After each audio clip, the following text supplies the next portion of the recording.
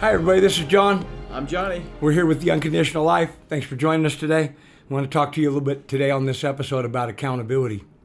It's a tactic that I've learned, a strategy that I've learned in my life that's actually set me free.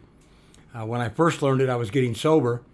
And in the 12-step program, it teaches you about a personal inventory.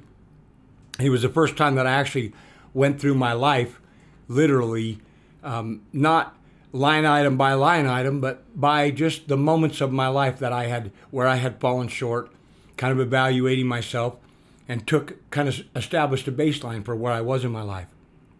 And that allowed me for the first time to understand the power of accountability, not just for the things that you did, but the things that you are creating, the things that are happening around you, who you marry, how you parent, what you choose for work, being accountable in my life. And I think this is one of the most significant pieces to living an unconditional life, is an absolute personal inventory, so you know where you stand and the willingness to be accountable for you without trying to place blame on someone else for anything, just being accountable for you in your own experience. Yeah, accountability is an interesting topic because as you grow, that word carries different meaning for you.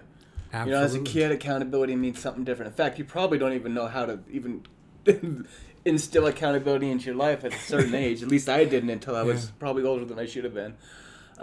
But it changes as you're a teenager.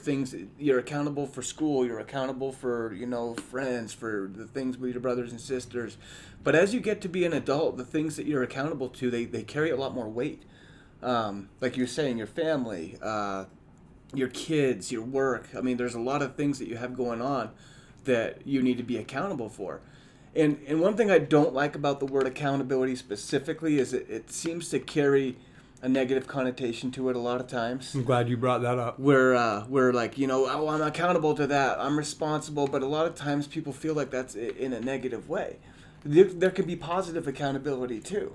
Experiencing great things, allowing the things that are awesome in your moments to fill you up and to realize that something really cool is happening right now. That's a form of accountability to the moment too. I love that. I actually really love that, because the reason accountability has this negative connotation is because we're only told to be accountable when we screw up. You got to own this mess or this mistake, right, or whatever happened, you got to fix it. I got to do that. What about if we were so over the top with accountability that just like we own our mistakes, we own our wins? And think about how easily most of us, here's a simple win. Here's a way we deflect a lot in life. We're not accountable for something simple. Bro, I love that shirt. Oh, God, I think my wife bought this at DI. What are you talking about? Instead of, oh, well, thanks, I love it. I picked it because I like it on me. Right. Silly, simple things. Little Being accountable for good stuff in your life.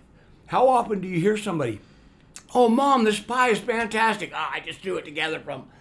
Like, own that. Own the compliment. Own the compliment. Yeah. Own the win. Like, do a Super Bowl touchdown dance when you get a raise at work. Don't just beat yourself up with accountability when something goes wrong. That's why we don't like it. Yeah, you that's why we're scared of it. Yeah, you downplay it a little bit. Heck yeah. And it comes from this thing within you that feels like it's a lack of worth. You know what I mean? Like you feel like I didn't deserve the good thing, so let's play it off. You absolutely deserve every amazing thing that happens to you. And and when we're talking about accountability, for me, it also means realizing that the opportunities that are around you. And what I mean by that is there's a lot of things in my life that I probably would change to be a little bit different if I was living in a perfect world, with the things that I want. Obviously, things are different. But I also am very aware that the things I'm accountable to in my life are there for my own personal evolution. Absolutely. They're not there just to beat me down. They're not there just to say, oh, you failed here, you got to be accountable to this because you did that. No, I understand that there's something bigger working, and that all the experiences I'm having, whether they're good or not, I'm giving to myself so that I can progress into the person I want to be. I'm not going to be a millionaire unless I learn how to handle dollars and cents on a much lower level. So Absolutely. Even though we have the money struggles, we have the happiness struggles, this and that, those struggles are helping prepare ourselves for a more evolved version of ourselves. the only thing that's going to rob us of receiving those moments or getting those extra pieces of evolution are not seeing it as an opportunity, are feeling like the world's beating you down, or feeling like you're doing something wrong to have this happen to you. No, it's the mindset. You got to change it up a little bit and realize these are blessings being given to me by myself so that I can grow into who I actually want to be. And Absolutely. that's just the way it works.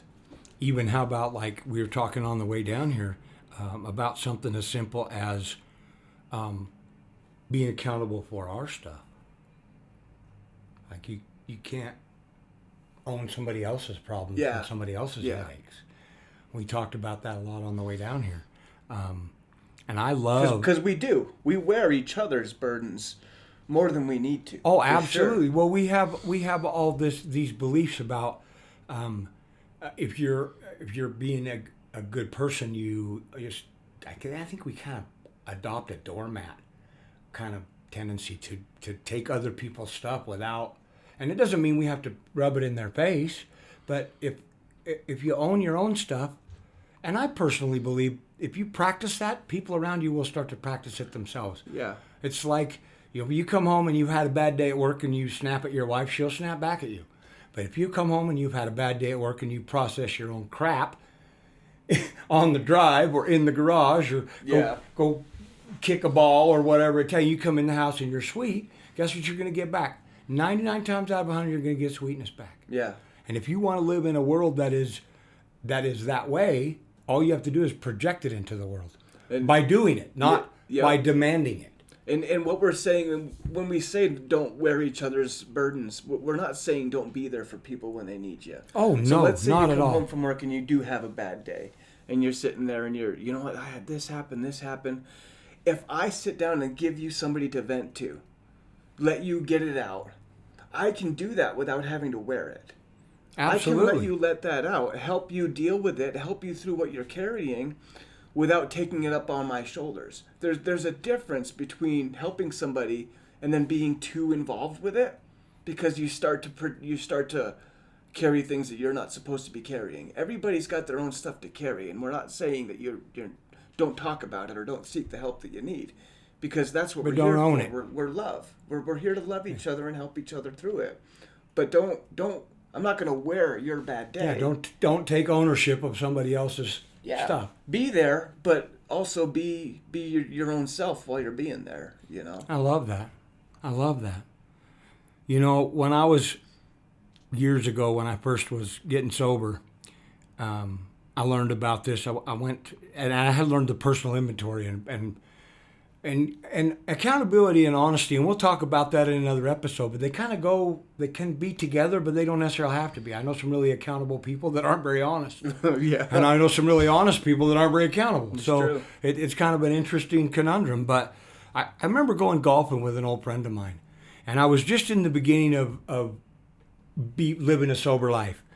And we would play golf, and we would walk up to the tee. Now, if you don't golf, taking a mulligan means you hit something that didn't work and you just drop another ball and do it again, but you don't count it. That one didn't count. Yeah, you act like it didn't count. It's a do-over I'm very of sorts. familiar with what a mulligan is. I love them. He would just... Now, I love mulligans because I don't care. I'm not a great golfer, but I have a lot of fun on the golf course. Yeah.